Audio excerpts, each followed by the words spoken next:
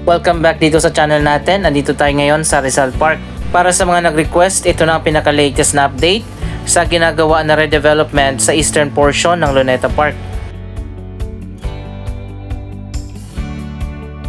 Ito na yung dating Children's Park na binuksan na at may bago ng kalsada dito. Kasama sa major redevelopment sa eastern portion ng Rizal Park, ang paglalagay ng mga bagong access road, mga lamppost, landscaped areas, pagtatanim ng mga bagong puno, at marami pang iba. Sa ngayon sarado pa ang buong eastern portion ng Rizal Park dahil ongoing pa nga ang ginagawa na renovation. Para makapasok ka dyan sa loob ng park, dito ka dadaan sa National Museum of Natural History. Kung nandun ka naman sa kabilang side, dun ka dadaan sa National Museum of Anthropology. Bawal mag-video sa loob ng museum at dito na nga tayo sa kabilang side lumabas.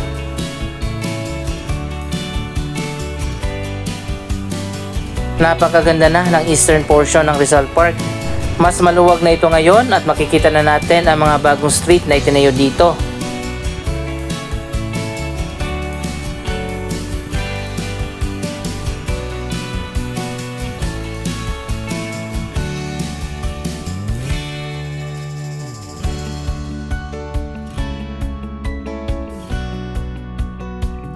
May bago ng access road dito sa side papunta sa may Kalaw.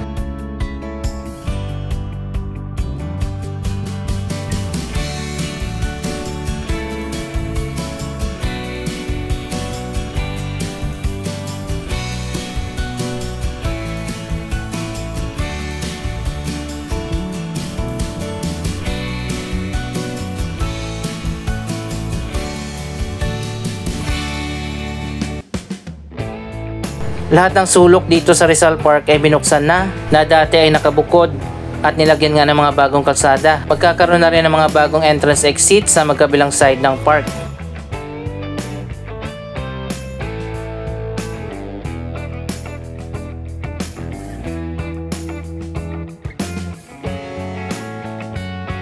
May mga nahaw tree din na itinanim dito.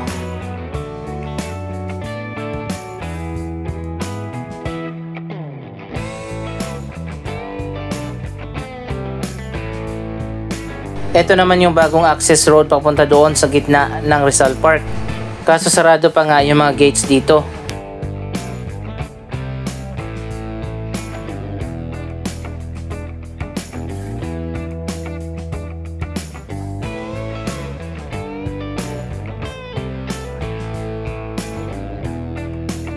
May ginagawang structure dito sa kabila. Sa ngayon hindi pa natin alam kung ano ito.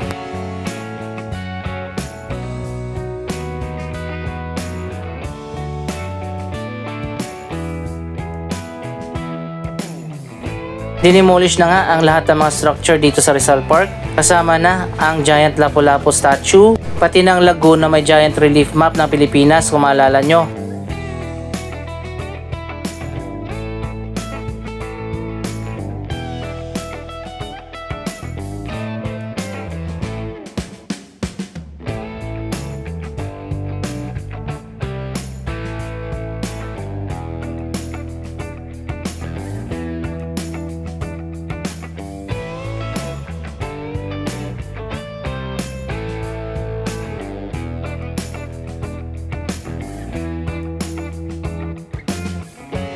Tinanggal din yung malalaking letra dun sa harap ng park.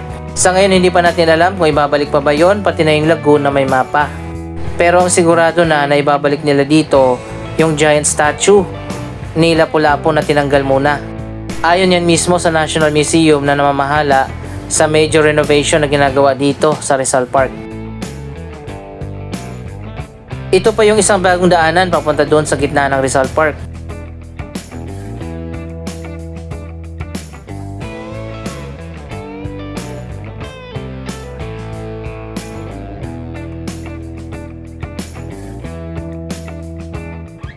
Mapapansin naman natin ang kaibahan, malalawak na yung mga bagong street dito at maluwag na ngayon at maliwalas ang park.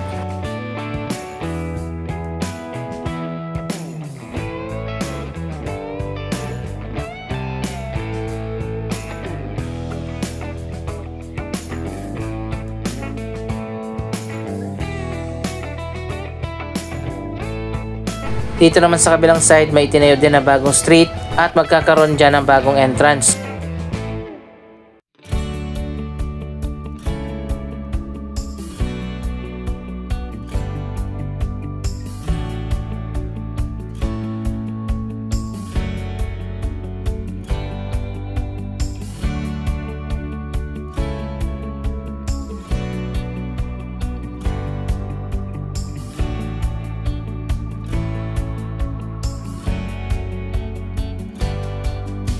May tinanim din na mga anahaw dito sa kabila.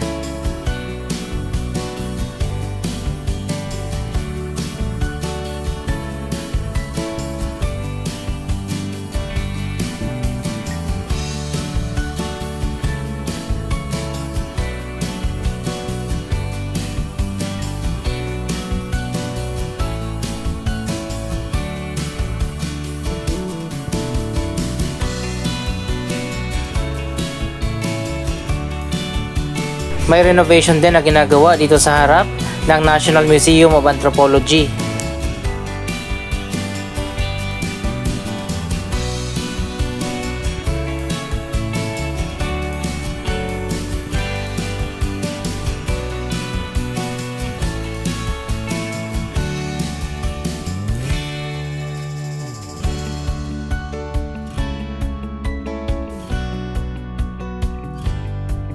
So ayan guys, ongoing pa nga ang major renovation na ginagawa dito sa Rizal Park.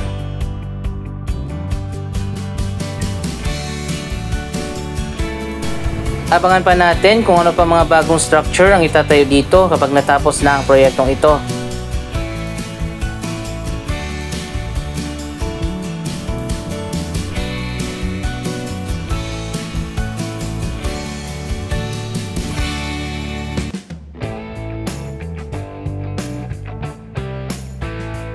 Isa pang bagong linear park project ang ginagawa ngayon dito sa Ross Boulevard.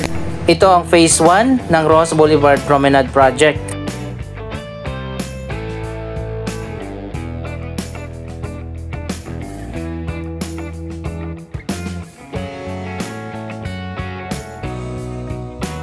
Ito naman ay proyekto ng MMDA na may budget na 70 million pesos.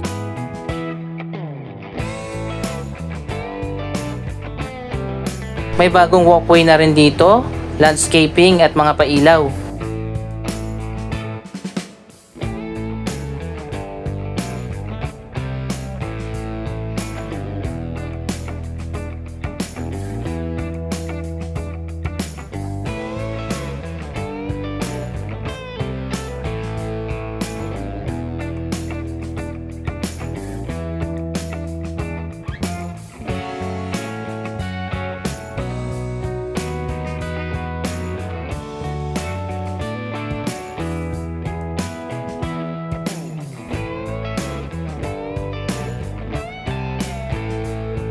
Iba't ibang klase ng pailaw ang makikita natin.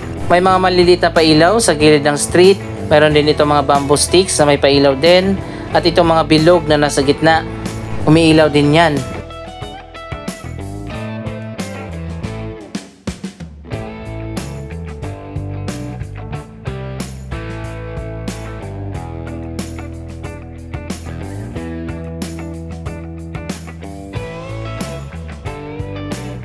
Ang buong pangalan pala ng proyektong ito ay Ross Boulevard Light Park Promenade Project.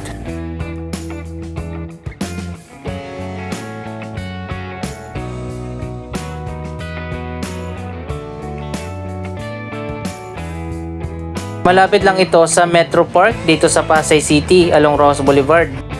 Nasa 800 meters ang magiging haba nito kapag natapos na, kasama na ang Phase 2. Sa ngayon ang Phase 1 pa lang ang nagawa na.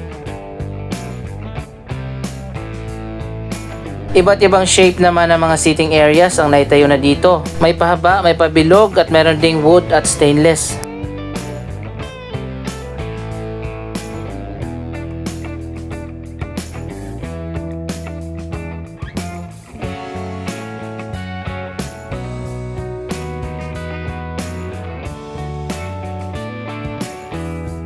May mga puno din na itinanim dito at meron pang iba't ibang park design.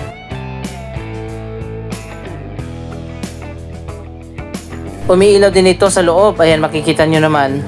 Napakaganda nito kapag binuksan na.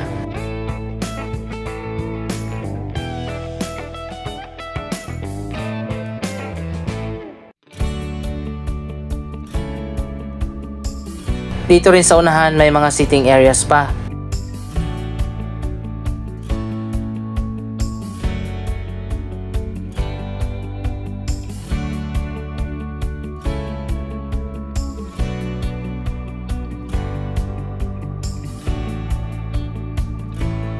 Mula sa Libertad Channel hanggang doon sa may EDSA extension, ang magiging bagong linear park.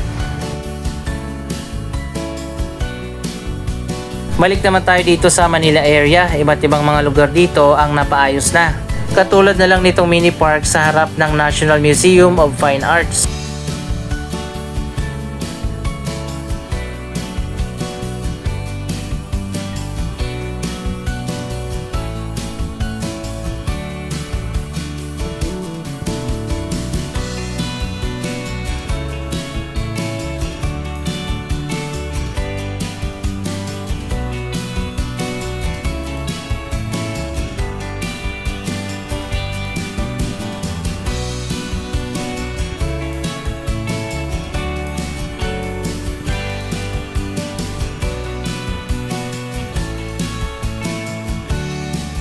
Kung tutuusin, pwede naman talaga pagandahin ang mga syudad dito sa Metro Manila.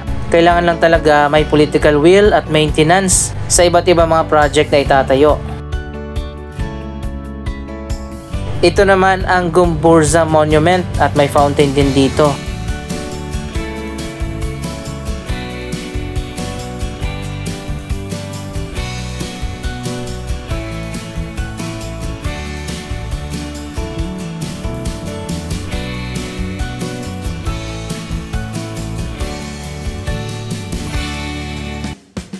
Napakaganda talaga ng National Museum of Fine Arts. Dati rin yan na ginamit ng Kongreso at Senado bago pa sila lumipat sa mga building kung nasaan sila ngayon.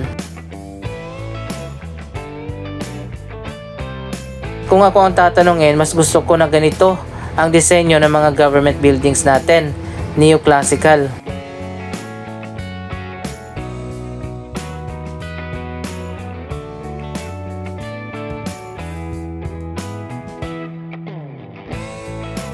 Maganda naman talaga ang City of Manila, ang capital city ng ating bansa.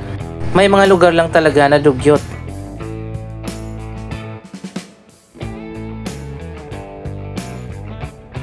Kung lahat ba naman ng mga syudad sa Metro Manila ay may mga open spaces, kahit mga mini park or garden lang katulad nito.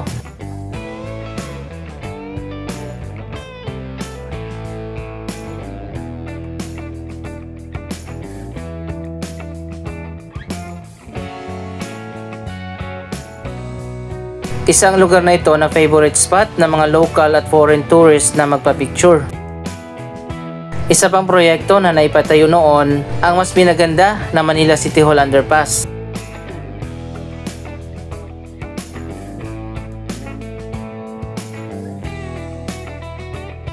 Tingnan natin kung maganda pa rin ba dito after ng ilang years.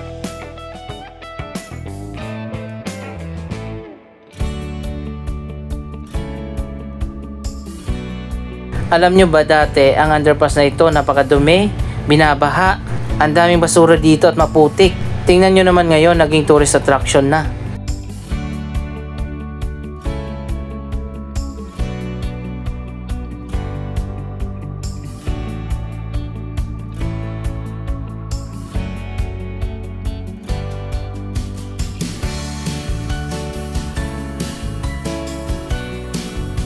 Madaming dumadaan dito, isa sa pinaka-busy na underpass dito sa Maynila.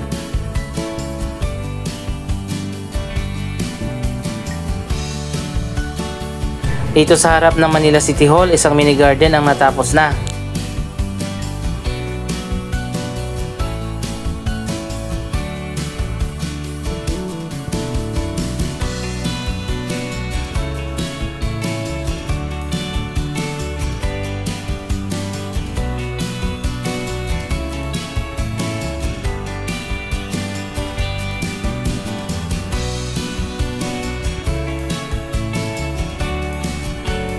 Anong masasabi nyo sa mga latest na development at mga bagong park sa Metro Manila? Mag-comment lamang dyan sa baba ng inyong mga reaksyon. Maraming salamat sa inyong panonood. Don't forget to like, share, comment at subscribe. Thank you for watching.